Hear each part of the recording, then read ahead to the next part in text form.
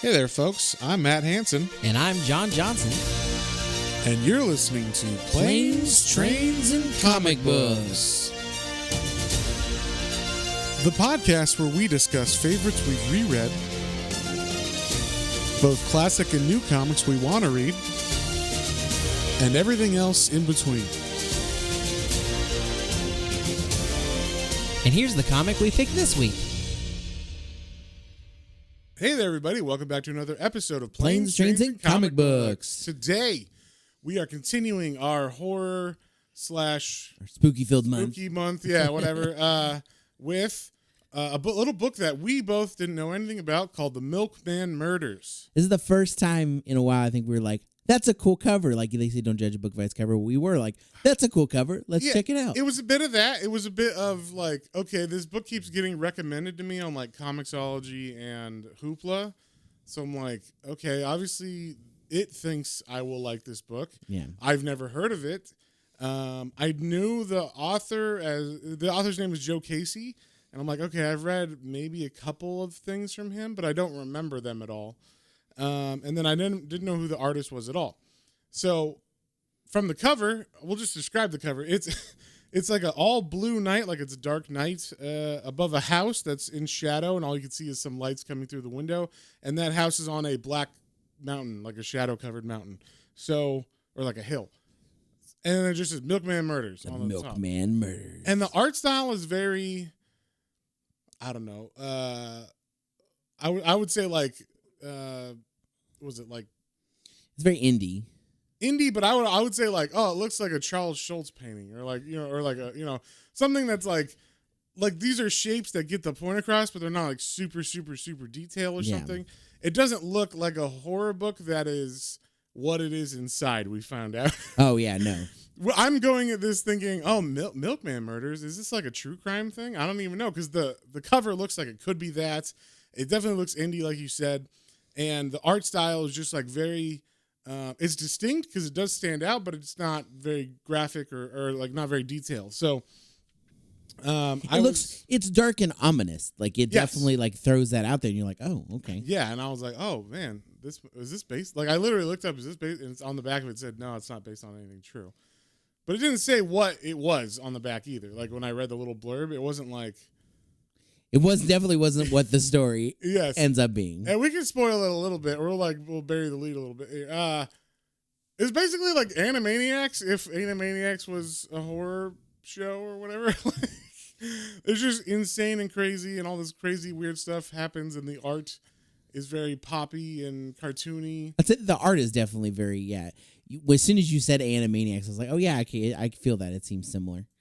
Yeah. I will say I didn't like when that's the cover, and then you turn the page and like the inside, which I guess is probably if you have this in a physical copy. Matt was saying it's like the front and back cover together, but it's much better like ominous art too. With you see like a little milkman truck driving up to the house. Yeah, just like driving up in the shadow in the hill, and it's like, oh well, that's anyway. Yeah, it's a small nitpick. Yeah, I don't know. Did you read this? There's like an opening little foreword by the author. I think I breezed through it. I did. Well, no, I read it. Well, I read it. I read this early in the week. I wanted to I was really interested to get into it. Yeah, I was interested too, which is why I also read it early in the week, and then I was like, oh, okay. Yeah. No spoilers for how we're feeling about it, but we'll get into it. I mean, there's some cool things in this for sure. There's definitely interesting ideas, and we'll get into why. But I just wanted to mention his foreword because he basically is like, I don't like horror. Not a big fan of writing horror.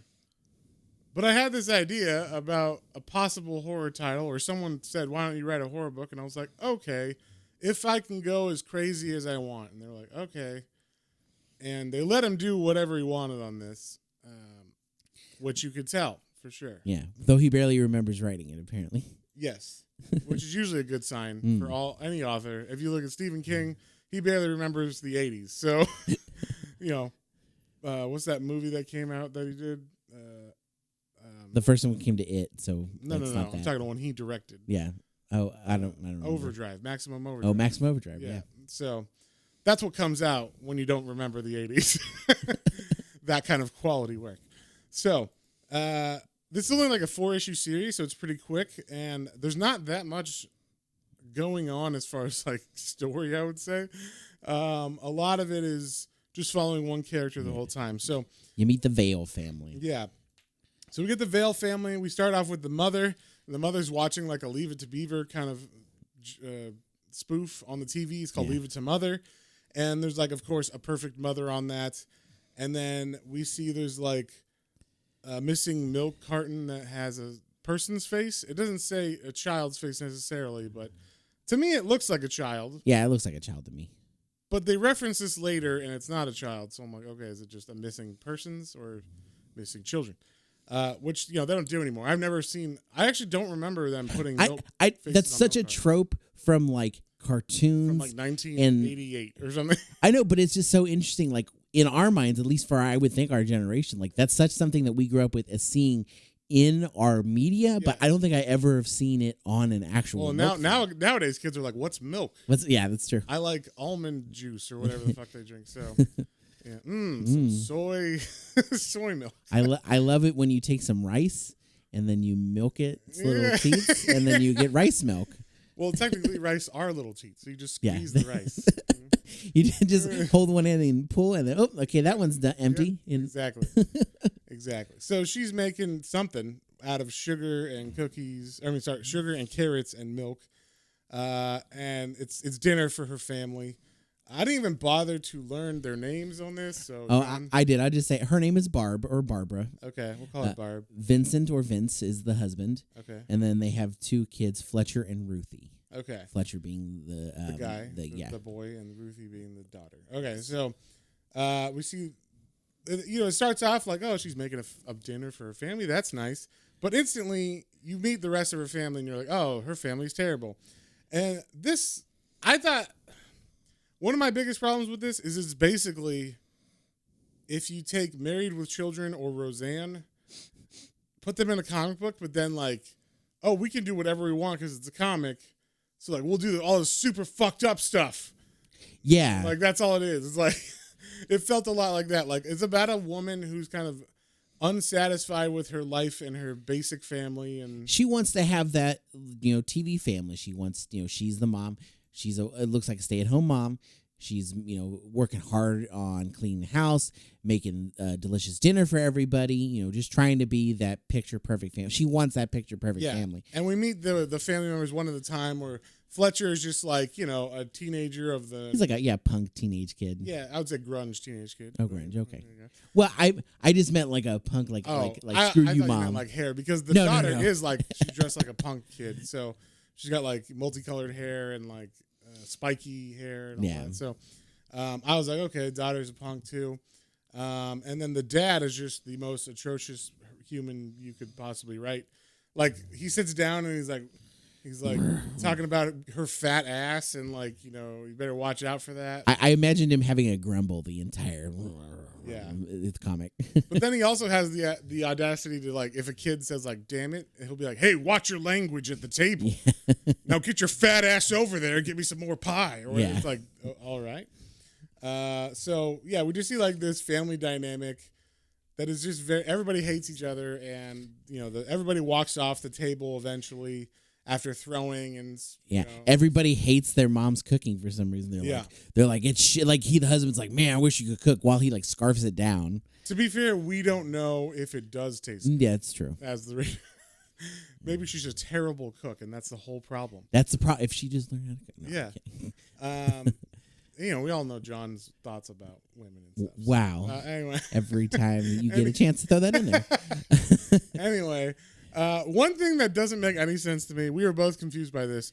So there's a real big emphasis put on she gives everybody milk to drink. Or no, she gives the son, Fletcher, milk to drink for his dinner. And he drinks it, and he's like, ugh, it's curdled. And he spits it out, and you're like, okay. We're talking about milk. This is called the Milkman Murders. That's got to be something. Has to do with something. Yeah. Maybe it's why is it curdled? Da, da, da. Yeah. Who knows? No one knows, in fact, because we still don't know after reading the comic. But yeah. So that's kind of like the set off for things going on, and the mom is left after everybody leaves the table with just the TV with the perfect family. saying like, "Gee, Mom, I love you." And he's like, "Yeah, me too. I love you too, son." And then we get to see a little bit of what happens when the people leave the table. Hey, this is where you're talking about just what can we do that's super fucked up? Yeah. So Fletcher, the son, who's got, I will mention, Marilyn Manson posters and stuff on his wall. What? Yeah. I don't remember. This was written in the late or early 2000s, I think. So I think it might have been in the later 2000s. But I was surprised that they would use an actual picture from Marilyn Manson. So yeah, I mean, it is definitely Marilyn Manson. Yeah. And then he goes to his room and we see he's got a pellet gun and a big knife. Hiding a butcher knife. Butcher knife. And he goes out at nights apparently and he shoots dogs that are walking around. This dog obviously has a collar, so it's definitely an owned dog.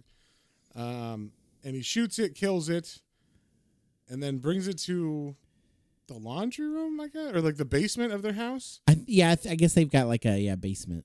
They've got a basement, and he's got a room that he has a lock on that no one else goes in, apparently. And I couldn't tell if it didn't seem like he was. They're trying to make it seem like he was a serial killer. Yeah, I thought they very felt like a Jeffrey Dahmer starting or something. Except he's saving the pelts and stuff and throwing. It's not like he's like looking at the innards and doing weird shit with that. It's like he's like, oh, I want to be a hunter and pelt or something. Like if he reads a lot of Davy Crockett novels or some shit, and he's like, well, there's no raccoons, but there's definitely a lot of dogs around here. I'll shoot those and skin them. And yeah, and it shows a line of a clothesline. It's got a dogs, cats, maybe a bunny, and then something smaller, maybe I don't know, chipmunk or something, a rat. Yeah.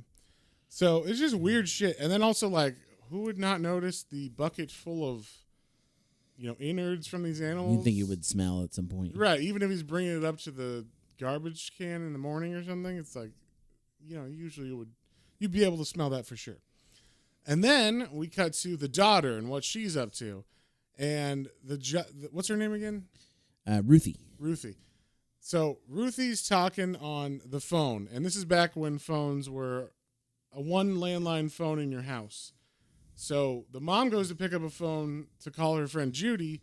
And she hears that her daughter is having a conversation with someone that is very lurid. The person's like, oh, we should meet and fuck in the park or whatever, whatever. And it turns out that it is her gym teacher that is, and this was one thing I was like, what the fuck? She is not being seduced by the gym teacher. The gym teacher is being seduced by her. She apparently has made all the moves and approached him and gotten him to be like, yeah, I will fuck you or whatever. And she's like, I'm going to get my GED and you're going to leave your wife. Yeah. So it's I don't know why she's not considered, or I guess technically she is a victim because she's underage, but she's very much she's the aggressor in this. The aggressor, at least from what the dialogue is telling us.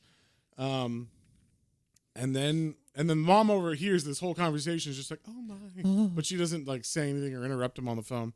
That is not what my mom would do if that conversation was happening. She'd be like, what the fuck is on here? What are you saying? And I'm like, oh shit, that was a joke, Mom.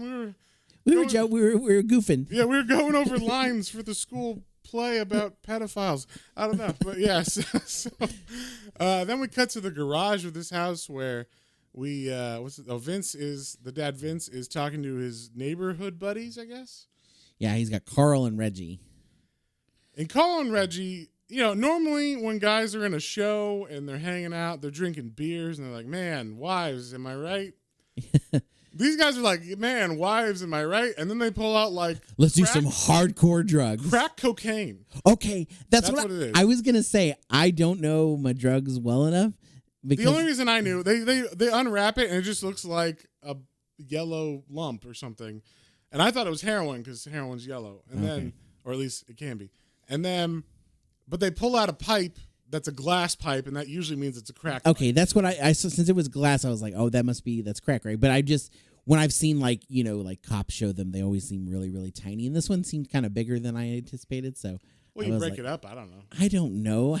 I don't know either. I have look. I just assume you know more about drugs than I do because of your you've been around. You're a man of the world. You've yeah, I know all about crack cocaine, John. What are you talking about? I don't know. You lived in L.A. Wow. for a bit. We had friends who smoked the marijuana. Not that you did it. Just that you probably saw. I someone haven't known that anybody that's done heroin or cocaine or. Well, maybe cocaine. You were walking the streets in L.A. I just assumed maybe you saw somebody. I've definitely seen someone smoking crack on the street in L.A. Thank you. That was the validation I needed. You made it sound like I am hanging out with people who are doing crack cocaine. I just meant because of living in the devil's city. Is this you trying to get back at me for always suggesting that you hate women? No. I may hate women, but I'm not doing hardcore drugs. Yes, yeah, exactly. It's that slippery slope. Yeah, anyway. So, Vince apparently has never hit crack cocaine before. And it seemed like this is like the first time that they've done something this hard, maybe. Like, maybe they've been escalating. Like, they went from beers. Then they're like, what about little nose candy, little cocaine, And then they're okay. And then they're like, what about crack cocaine? And this is that time. Because later on, they bring heroin. And then it's like, what? Like I don't know about injecting into our veins. If there's one thing I know about suburban dads, it's that they love just trying the latest street drugs. Yep, for sure. And so that's like the end of that night. We just get a little peek into what everybody's life is like. The mom's is just pretty basic, hating or having her family hate her, and she's just trying to be a good mom. And then everybody else is literally horrible, probably the worst persons that you could be. We got a drug addict asshole dad who, berates his children and wife all the time.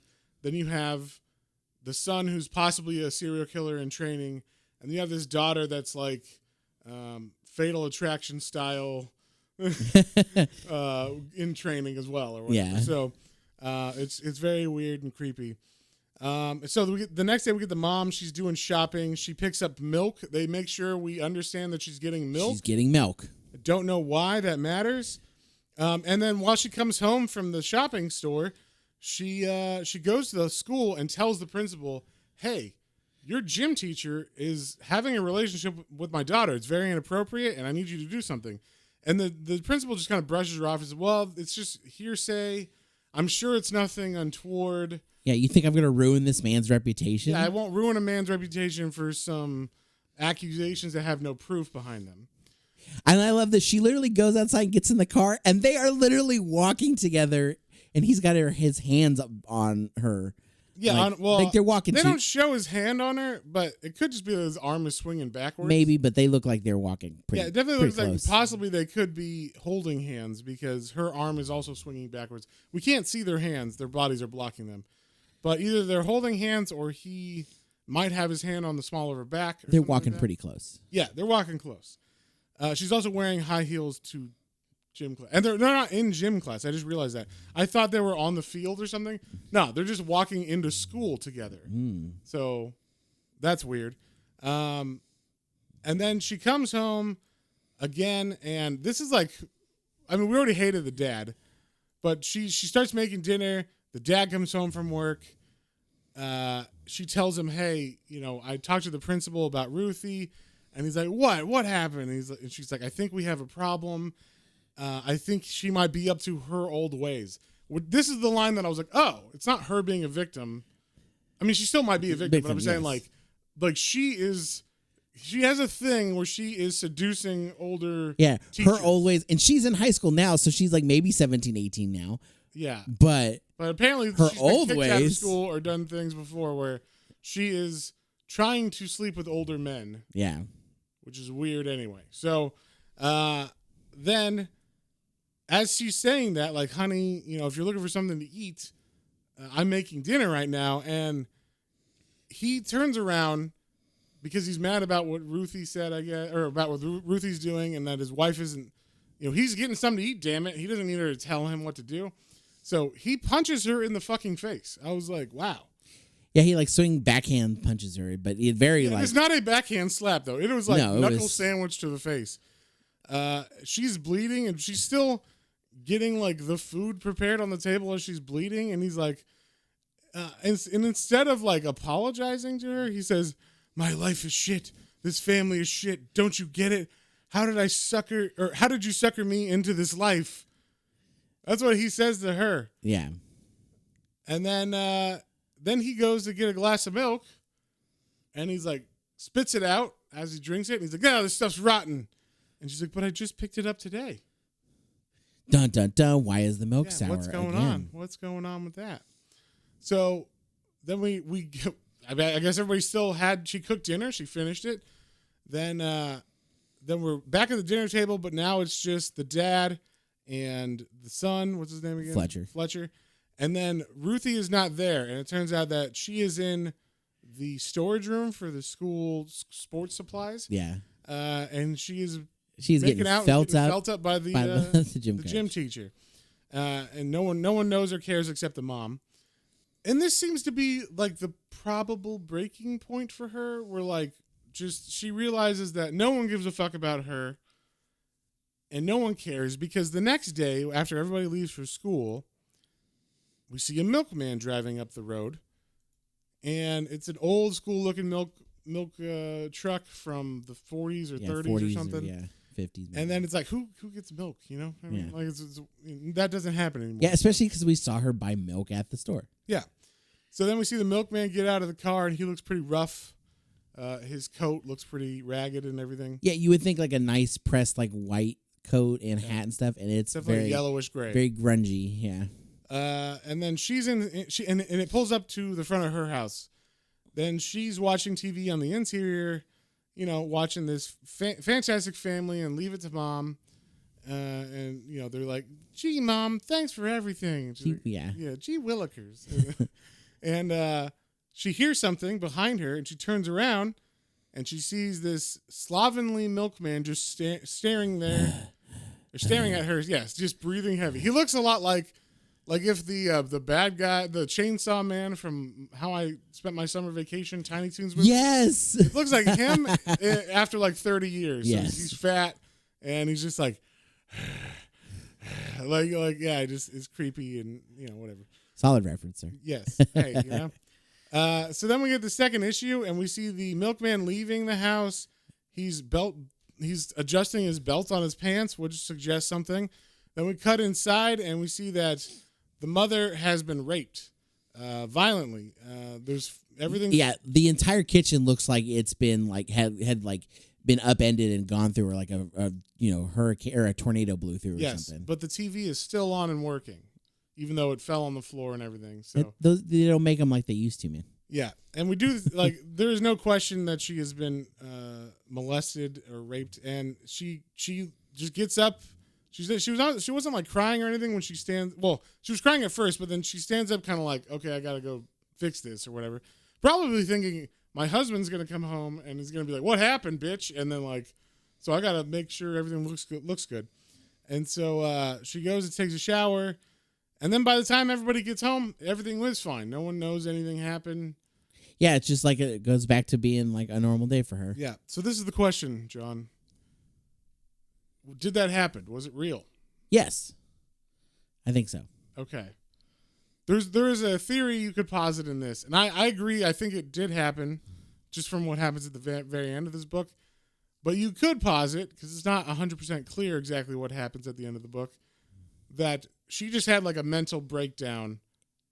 And the breakdown was her like just feeling like raped by her life, basically. Yeah, something like that. Because everything's perfectly put back together. Yeah. I mean, in that scene where it showed her on the floor in the kitchen, like the drawers were ripped out. Like there was cabinets broken off. Yeah. The TV was on the floor broken, kind of thing. So like, but the TV was still working. So she stay at home. Maybe she knows how to fix it. Real good. Okay.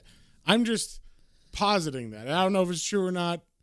It does take away the like, what the fuck of that moment if it is a little bit like that. But either way, she is now in like an apathetic mode as far as like her family's concerned. Because when their family comes home, they're eating dinner and she's just not even paying attention. She's kind of dissociated from the experience that just happened to her. And she's not really paying attention at all. And then eventually she just kind of gets up or she gets mad, super mad at the son who tries to change the channel from the TV, and she yells at him. And it's like apparently the first time that anyone's ever yelled, except the dad. Like that first time she's ever yelled. And then everyone kind of looks at her like, "What?" And she's just like, "Please excuse me," and then like leaves. And then I love the dad just like right away he's like, I don't know what's wrong with her, but she fucked up in the head. Yeah, she's fucked up in the head, boy. And then the son turns to him and says, "You married her." And so, yeah, like there's no concern for her at all. Yeah. And then she goes outside, I think, and sees is it the front of her house or? I mean, it looks like it's the front of her house. Yeah, and I don't know. It made it seem like this is the front of her house. She's looking out a window, or is it just her in the bathroom, and like we're seeing what she's projecting, what's happening with her daughter? I think that she's projecting because it looks like she's looking in the mirror at herself in a bathroom. Okay, I thought at first she was staring out at like of a window, and then saw this Jeep, the Jeep rocket or something. Yeah, the Jeep rocket, and was like, "Oh, I know what's going on in there." And we finally see that the instead of just flirting and holding hands and feeling up, the coach is actually having sex with the daughter in the back of his Jeep. And then we see the mom go shopping again, and she runs into like one of her friends at the supermarket, and the friend is like, "Oh, hey, G," and won't shut the fuck up. And eventually the mother just freaks out on her. What's her name again? The mom's name. Oh, Barb, yeah. Barb. So she's like, "Oh, hey, Barb." And then Barb, and the lady won't shut up. So Barb just freaks out and yells at her and just says, "Excuse me, no one gives a damn about your fucking meat," or whatever. And then like walks away. And her friend's like, "What?" And then she dropped the mom dropped the milk that she was staring at on the ground. So once again, real close-up shot of milk on the ground. I'm going to suggest this. It just came to my mind. Is it like a commentary on like there's no crying over spilt milk or something like that? Oh, that's interesting. Because the milk's always being spilled or spit out whenever they... I don't know. I'm just no crying over curdled, gross, rotten milk. Rotten milk. So I don't know. The world just continues to go around her. She drives home, and then we see the son is killing a cat this day, and then she's staring at the TV in the middle of the night, just watching her show. Her show. Mom. That's all she cares about. You know what this reminded me of, and now that we saw that scene, it reminded me, the mom from Requiem for a Dream. Oh, that's why I thought, oh, maybe a lot of this is not happening because, like in that, she's having the like juice, like, like whatever the guy is saying on the TV, and it's like in her house and all this stuff. So I wasn't sure, but that's kind of how it made me think a little bit. I could see that a bit. Yeah. Then we see what the dad's doing in the garage at this time, and now they're snorting lines of cocaine. He's got the boys together doing coke now. As you do. So the mom... See, Matt understands. Yeah, I mean, I totally... Lines, nose candy, blow. White lines. Some of that boom, that pow, goofballs. Always high on goofballs. Anyway, so the mom, after I guess staring at the TV for long enough, everybody's asleep, and she's... like, you know what? I want to know what happens in my son's shed. And I'm surprised that she did not know this already, just because. But the shed is locked. So she finds the box that has the knife that's stained with blood and keys on it. And it's like old school, like prison keys, it looks like. She goes down to the cellar. He got that lock at like some estate sale. Yeah, for sure. And she goes down to the cellar, opens it, finds all these dead animals. And then I guess the husband wasn't asleep. I don't know. He comes in maybe from the garage. That's what I assume is like she probably went to bed early because he was out with the boys doing coke, and then he probably like hears or sees her, and like they're like getting the. I assume that like they're splitting up or whatnot, and then he's like, "What are you doing in there?" Yeah. So she comes up and tells him, "I got to show you what's in the cellar," and he's like, "What?" And she's like, I think what's his name? The kid? Fletcher needs some counseling. And he's like, "What? Counseling?" And he slaps her in the face because that's not the first time she's brought up counseling. And he's always talking about how like they don't got money for this counseling, you bitch. And then like, so he starts hitting her, and then he starts choking her. And then he says, I'll kill you first. You're not going to turn my life into some bullshit block party. Because also, he was talking when he was doing cocaine with his friends. His friends brought up, oh, I hear you're throwing a barbecue. Your wife told my wife. Yeah. And he's like, what? Now I got to hang out with neighbors and make a bunch of meat on a barbecue? I got a barbecue. I don't want a barbecue. Yeah, so then he gets mad about that. That's why he barged in the first place. And then she brought up therapy, and that made him like go over the edge. So he's continuing to choke her, and he says, you're going to learn to leave me the fuck alone. I was like, why did you marry her? There's a lot of that in this. Like, why? If you don't like her, just... You stay in it. You got to stay in this stay terrible in it forever, marriage. I guess. So then, even though our boy is supposed to be a serial killer, what's his name again? Fletcher. He calls the police, actually, amazingly. Yeah, he calls 911, says there's domestic disturbance going on. When the police get there, I'm sure the dad heard the son make the call or something. So he's just got the son in like a headlock. He's like, this silly guy. He's always been playing pranks. And the officer's like, I don't know. But then they eventually talk the officer into being like, okay. Like they placate him. There's no weird suspicions. Even though the mom is standing there like super dead-eyed. Yeah, and you would think that she would probably have marks on her too from being, choked as hard as it was. A lot of stuff. But the cops are like, no, okay, everything looks fine here. Yes. So then we cut to the next day, and she's watching the Leave It to Mother show, and she's had enough. She takes that show and she smashes it on the ground, or that TV, and she smashes it on the ground, and then she's crying about it. We see that the mother from Leave It to Mother appears in the room. In a poof of smoke. Yeah, and it says, like, these kind outbursts simply aren't healthy. Not to mention, they cause wrinkles. And so, basically... Carol? Yeah, basically, it's like this lady's talking to her, and don't they say, like basically this thing is like, your children and husband need discipline. Yep. You should discipline them. And, like, so definitely this is definitely in her head, right? Like, Yeah, this is in her head. So, yeah, this is the part when she starts seeing the mom, like, it starts out and it seems pretty much like, okay, this is just in her head. She's, like, had this perfect family. That's what she wants. And so, like, the mom from that is in her head being like, we need to fix your family to get your perfect family. Something happens later. We will get to it. But, like, it's like, okay, it's all in her head now. She snapped finally, right? Yeah. She picks up a knife. She's like, I will discipline them. And this also reminded me of another movie, a little movie you might know called Silent Night, Deadly Night 2, where the guy goes around on not Christmas Day shooting people, but he's dressed as Santa, and he yells out, naughty. Yeah. Oh, wait, no. That might be the first movie. Actually, it's the first movie because the first kid goes around with an axe dressed as Santa Claus saying, naughty to anybody who is bad, and then he kills them with an axe. So... she basically goes around to her family members and starts killing them. Or hurting them at least pretty bad. Hurting them, I'm assuming. Well, we'll say how this starts off. Okay, so first off, she finds the dad's cocaine stash. Does some lines of cocaine, as you do. Then, that kind of, I guess, is her working up the courage maybe to do this. She goes into the room. Oh no, she's in the bathroom and she's having like a reaction to the cocaine because she's never done it before. Then the dad comes in because I guess he was about to do cocaine and he's like, "You didn't. What the fuck, you bitch!"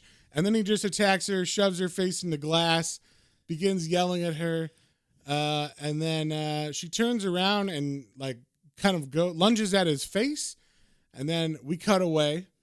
We don't know what happens there. And she says, "Fuck you," as she cuts away.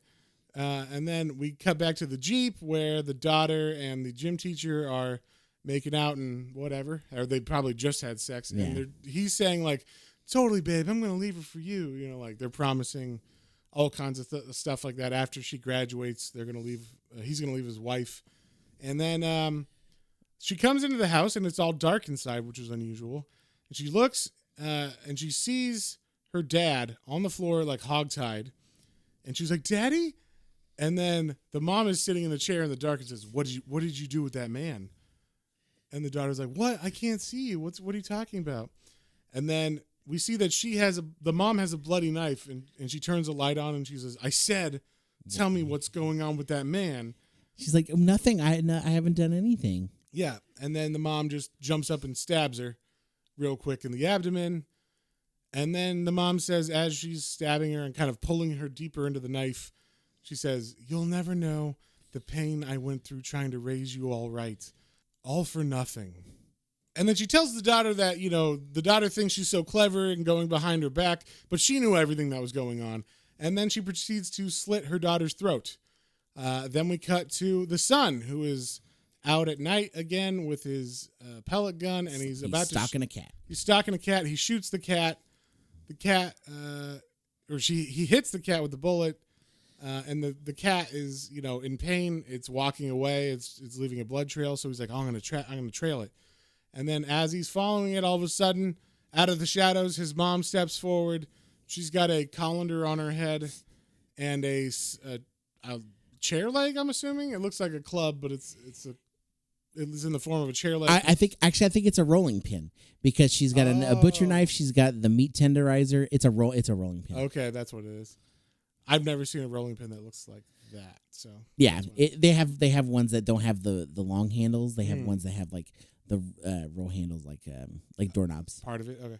All right. I did not know that. Anyway, so this is where she starts running around and saying like, "Disciplined, time to take your punishment," as she's chasing her son around. And he eventually goes down and runs into his cellar. And as he gets inside, he turns on the light, and we see it's his sister, right? Yeah, Ruthie's been skinned. Yeah, and her skin is hanging on the wall inside of his cellar. And he's like, "What the fuck?" And then the mom comes up to him, catches up, goes down the cellar, and proceeds to stab him to death as well. So then she walks back up to the house and kind of steps on the back of the neck of the dad. And while she's doing this, she's drinking out of this carton of milk that is supposedly rotten, or I don't know if this one's rotten. I don't know if this is the first one that she did, because she didn't make any kind of statement with that. Right. But she kind of gives him like the, we'll call it the bad guy's monologue of like why she's doing this, how she finally sees through the veil, and that her reality of life is not a TV show and all this shit. Yeah. So, and she tells him about the unexpected visitor she had too, and how it kind of like he had an agenda, and I realized that, and like, what I basically, it wasn't just a physical violation, but he left something inside of me, and it's grown into this like hateful agenda that I am now putting out on you. Yes. So I was also confused by this. I'm like, wait, is she pregnant? Or is it? Because he's like, he left something inside me and now it's growing. I'm like, a milk baby? A milkman baby? I don't know. It's going to come out with a little hat and a couple bottles. So then eventually the dad, she stabs him. I don't remember where she stabs him. Did they show? But like, all I know is that there's more blood pooling around him. So I'm assuming she like stabs him in the back or something as he's. I think it's just been blood pooling since he was hurt. Oh, is that what it is? Yeah, because then she kills him here at the end. Right. She takes a cleaver and she chops him in the head, and that finally kills her. That's definitely one of the best panels in it, when she like hacks it into his head with the cleaver, and it like literally it like goes like halfway in his head, and like basically looks like it's gonna split him in two, but didn't quite go all the way. Like a melon. Yeah. Yeah, it gets lodged in the melon. That's what it looks like. Exactly. So then we get the final chapter of this. Where's it going now, right? Yeah. So what she could snapped. possibly happen? She killed her whole family. What is the net? Where does the story go, right? Yeah. And I will say that the name of this chapter is called "I Touch Myself," which I was like, all right, this is going to be interesting.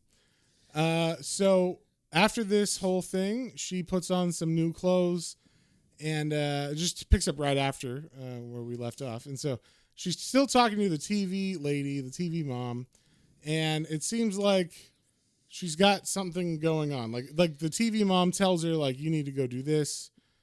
Like, it's telling her, right? She's got like one last thing she needs to do. Right.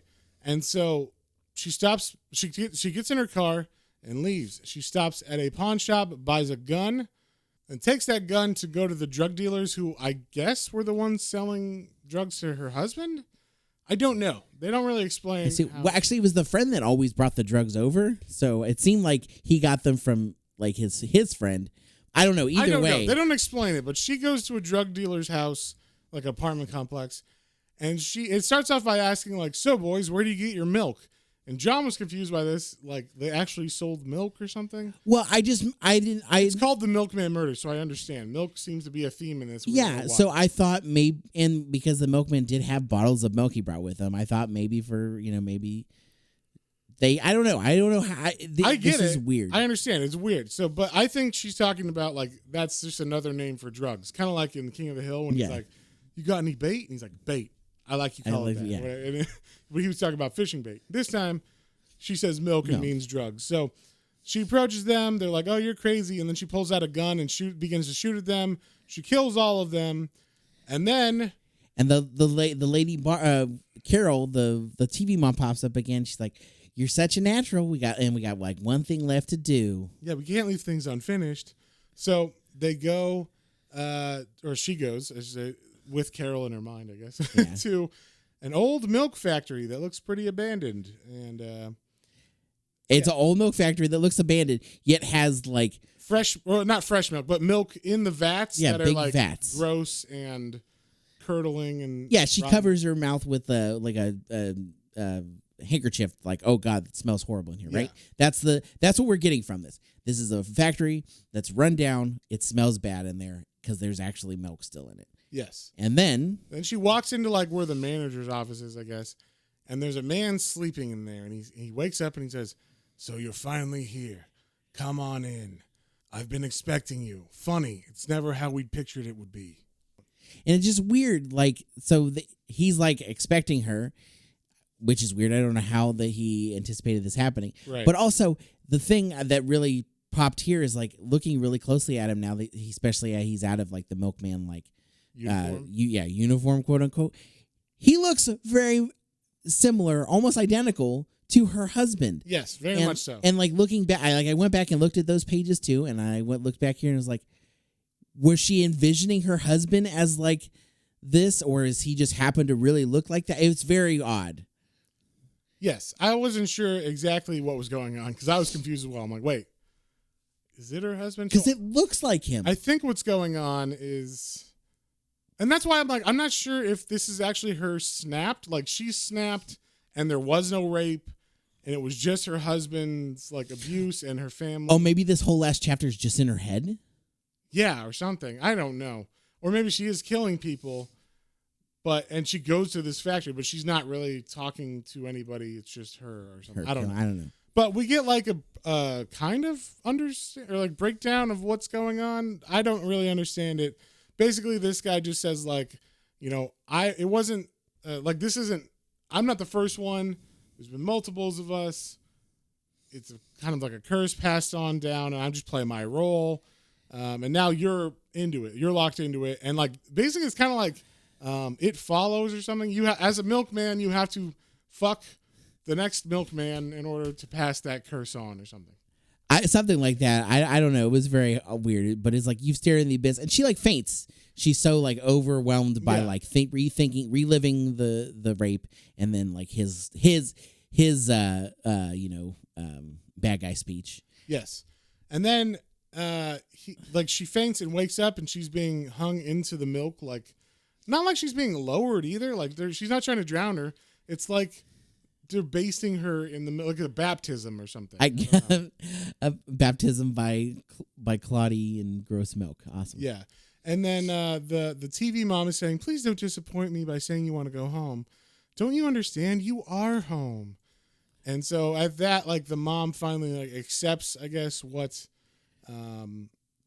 she's been becoming or whatever. And this is the point. This is the point I was going to bring up, but I wanted to wait for this. So the mom or the TV mom, Carol, has been in her head the entire time, right? And just talking to her and feeding her things and whatnot. And then in this scene, she had fainted and she's like, being held in the vat, just halfway in the vat by like a hook. Yeah, there's no way for her to get out other than being able to pull herself out by her own weight up the chain. Yeah, she'd have to do it up the chain. And so the TV mom who's like standing out on the outside on like one of the little girder racks, she's like, she's saying you know what you have to do, kind of stuff and whatnot, and she goes and pushes the button that like pulls the chain up to get her out of there. And I was like, wait a minute, is this in her head or is she manifested? Like, what is going on? Yeah, we don't know. So in the meantime, the current milkman is just kind of leaning against the wall, staring at a map, and the mom comes in and says, "Turn around. I want to see your face. I don't want to miss a moment of this." Yeah, and so she walks up to him with the rolling pin, which is still on her, and she proceeds to beat him to death, or beat him in the head with that, and then she stabs him in the heart. And this is why it's a curse that gets passed on, because after that he goes, "Now it's your turn." And she's like, "Wait, what?" And then she stands up and looks at what he was looking at on the wall, which is like a map. It's a map of the U.S. It's a map of the U.S. with a bunch of red dots all over it. And what did you think this was, John? Okay, so I didn't know if that meant like, okay, this is where you're supposed to go. You're supposed to go hit these places, or these are like all the places we've been so far. I think these are all where the other milkmen have been. Okay, so like go to other different cities, kind of like you've been to a city, you put a red dot. Yeah, you scratch off the little area you've been. Exactly. So she takes those orders, or like whatever she thinks are those orders, and luckily there's a a brand new in her size milkman costume ready there. Yeah, uniform. Yeah. Uniform. She takes his keys. He's got custodial keys, like on a pulled keychain and stuff. She puts her boots on, she puts her hat on, and she gets into the milkman car, and she drives away to someone's house, we're assuming. And then we cut back to the market, and people are talking about how many deals there are and everything. And then we see the milk is on the wall again, and on the milk carton is the missing picture, now it's her. Bum, bum, bum. And that's the end. So, John, what would you give it? What did you think? Okay. I don't know what the fuck happened in this comic. Yeah. We read this whole comic. I went back and forth over it a couple of times after I finished. We've now read through it and talked about it with our audience for the podcast and with each other. And I still don't know what the fuck happened in this comic. This is insane. You know what the biggest and craziest thing to me is, actually the thing that drove me the most insane? So this milk factory has curdled milk, right? And it looks abandoned. How is this curdled milk getting into the store shelves? The milkman's delivering it, obviously. And maybe it only goes to... that doesn't make any sense, because he brings milk bottles to people's houses. They said milk bottles. Yeah, so who is putting the milk in cartons and distributing it to the stores? I don't know. And why are the stores accepting it? Yeah, exactly. Random at some point, you would think some other family would be like, why do we keep buying curdled milk here? What is wrong with y'all's milk? John, you're missing the bigger point. Why are we focusing on those cartons anyway? No, nothing happens with those cartons of milk. It's only with the milkman coming and raping the wife. Yeah. See, now if it would have been you drink the milk and that's what makes you terrible, you or something. Yeah, and that would make sense why the family's bad, right? Like family's all happy, but then everybody gets a glass of milk for dinner. Everybody gets a bad milk, and I feel like we just came up with a better story. I am sorry, Joe Casey. Joe Casey. I look. I'm trying not to crap on this comic, but I really don't know what just happened. Yeah. Like, I love bad horror too. Like, that is one of Matt and I's thing. Like, that is one of our earliest friendship things, is like, this movie or this looks terrible. Let's check it out. Yeah. Oh my God, that was so bad. We loved it. Yeah. I don't think I could say that about this. This was so weird and bad. And I didn't like it. I don't know how to feel about it. Like, it was so weird. Let me ask you this. Did you ever get bored or like so fed up with it that you didn't want to keep reading? No, I guess that's true. I'm just throwing that out there because, like, yes, it was bad and everything. But, like, I did notice that I just wanted to keep reading to be like, what the fuck is going to happen next? So. I guess that is true. Like, okay, so you're pulling me back in a little bit. I want to give this a 2. But not for... Yeah, no. I wasn't going to go that far, too. But it's still like I don't know. Like I need to follow up, I guess. Then you don't need to follow up. It's all good. I don't know what happened. This is a Troll 2. This is what this is, all right? There's no Troll 1. We just throw you in the middle of this, and then there ain't no Troll 3 either. So many weird plot points. The art was so weird, and like you said, as soon as you said it when we talked, because I was trying to place, I was like, this art is weird. The caricatures look kind of familiar, but also not. And then you say Animaniacs, like, oh yeah, it kind of does look like all the like humanoid characters in Animaniacs. So there you go. But yeah, so I didn't love it. I didn't hate it, I guess, but I didn't. I don't know. I can't say I enjoyed it. I can say that like I had to know how this came together and what the point was. But then at the end, I am sorely dissatisfied. So dissatisfied, and I would not pick this up again for sure. I would not recommend this. Yeah. I'm gonna give this. I'm gonna give it a 3. Okay, that's fair. I think that's a fair 3. This book would be hard to give to anybody because you give it to someone and you're like, oh, it's like a weird horror comic, and then they start reading it, and I will say, I mean, the kid being like a serial killer, I was like, oh, that's fucked up, and like, oh, the daughter, oh, that's fucked up, and the dad, oh yeah, that's really fucked up. But when the milkman rapes the mom, I was like, that's like another level of like, what? And then it only gets crazier from there. You know what this is? This is the fire punch of American comics or whatever. This is the like, we're trying to be edgy and be crazy and so edgelord. Yeah, it's like, oh, you want a horror comic? Well, check this shit out. Because like I said, the writer said he didn't like horror or write horror normally, so he's just like, I'm gonna go big or go home. And like, well, you went big. I will say that, sir. Like you definitely hit everything. But then, unfortunately, the story doesn't make any sense on multiple levels. Like, wait, so is the TV mom a figment of her imagination? Did the milkman actually exist? We don't know. I mean, she has to kill him, but then at the same time, there's like a magic suit and a magic, uniform for her to be in. How much of this was in her mind and how much of this was real now? Yeah. Like, we really have no idea. And sometimes that's a good thing. Yes. But only when, like... Usually in an Alan Moore comic. That's a good thing. Or at least something where you're like, this kind of blows my mind. I'm not sure what happened. Like, that is not how I felt with this. This could have been, like, like an 80s or 90s, like, reveal at the end, like, oh, it was all a dream. Or like, oh, she's been watching that show so much that it, like, put this fantasy of, like, for her to fix everything. But... We don't know. We have no idea where this came from and where it actually is going, and like how the milkman part of the story of the milk tied together at all in the story. Why was milk so important to this story? And why was it called the Milkman Murders? Because he didn't murder anybody. True. I mean, well, she's the milkman now, so she's the milk maiden person. Yeah, sorry, milk person. Milk delivery.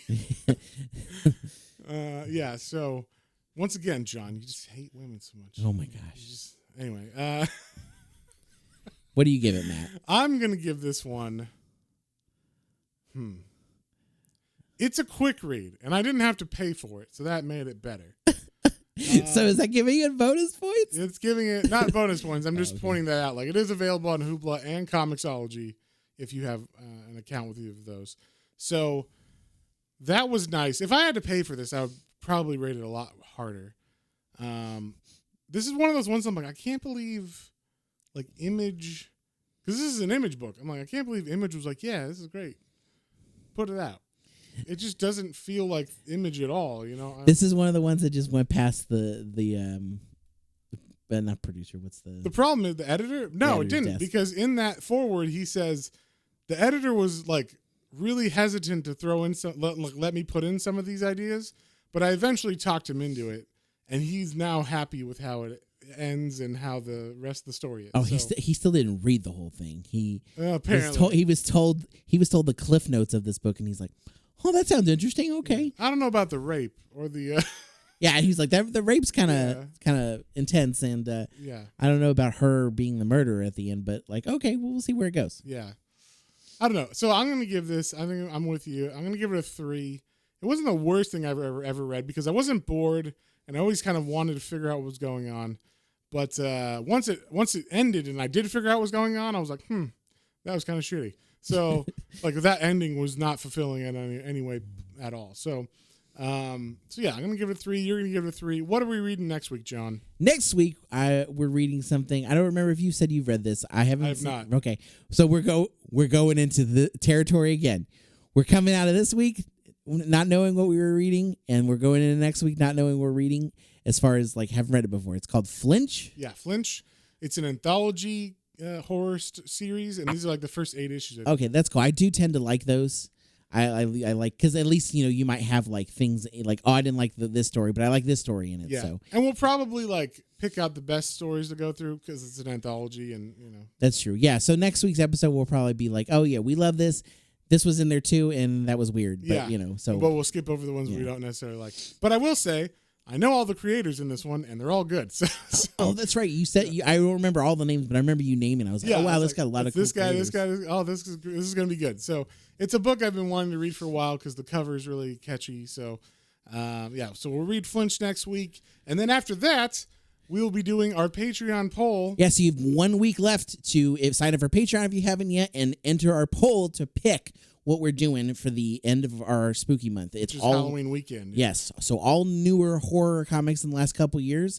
So if you know of one that, oh man, you loved, you want us to read, or if there's one that you were thinking of, and you in the list, and you like, oh, well, I've heard of that one, but I never read it. Like, take a chance now. Check out our poll. And we got a big selection there. I think there's 7 books that you can pick from that are like within the 3 years old wise. So yeah.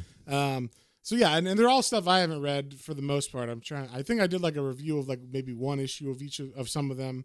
But for the most part, I have not read any of these. So this month is a lot of first reads for both of us, John. So, nice. And if you would like to sign up for that, go to our Patreon at patreon.com/planes, trains, and comic books, all one word. And you can sign up for that, which is like our basic member tier. You get to vote and all that stuff. But also, I have a Hellblazer tier where I'm reading through every Hellblazer issue, just like my Matt's Mini Swamp Things. And we're at issue 41 this week. So got a good chunk of Hellblazer in, which is actually the start of the Garth Ennis run, which is considered the best run. And a lot of the movie was based on that. So if you are interested in following along as I read through those issues, definitely check that out. And as always, I got my Swamp Thing Matt's Minis where I do the same thing. I think we're on issue 107 of Swamp Thing Volume 2. You're a third of the way through of Swamp Thing. Uh-huh. That's wild. I'm not sure if there's 300 issues of Swamp Thing. I don't know. They're all broken up into different series, so I haven't counted them together. That's a huge chunk of Swamp Thing. Like, yes. That is a lot that is time and commitment to your favorite character. I am doing something no one has done before, John. I am documenting reading every Swamp Thing. So. Look, we may not be remembered for much in our life, but Matt Hansen will always be on YouTube with every or whatever whatever platform, every issue of Swamp Thing ever. Yes, as told by Matt Hansen. I think it's gonna go like in a museum, like in the Smithsonian. I was at the Library of Congress. Will definitely bring this in like I don't know 100 years. Yeah. They'll be like, we lost all our books, except we have the audio versions of Swamp Things and Hellblazer. Thank goodness. Yeah, we would be remiss without them. So. If you have any interest in that, like I said, go to patreon.com/planes, trains, and comic books, all one word, and check that stuff out there. And with that, I think we'll see you guys on the next one. On the next one. Bye.